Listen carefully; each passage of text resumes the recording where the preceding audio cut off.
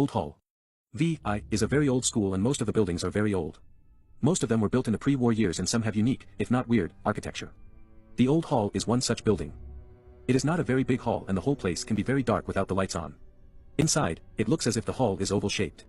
There are only two small doors on the corners at the end of the hall. Hence, it is not very convenient for huge crowds. Since the hall has not been in use for a long time, most school students have never been into the hall. One day, curiosity drove two boys to sneak into the building. As they stepped into the hall, they felt an unusual coldness. It seems that the air is trapped in the hall and the heat outside has no effect upon the temperature inside this old building. They walked around exploring the hall to find nothing much interesting inside. Then, as they were standing in the middle of the hall looking up towards the ceiling, they heard a whooping sound coming from behind them. They turned around and saw a patchy thing which looked like a boomerang. It was green in color and the thing was rotating. As it rotated, it got bigger and bigger. Then it slowly moved towards them. Out of fear, they started running towards the door, but when they started running, they both went in different directions. As the hall was dark they could not find the door.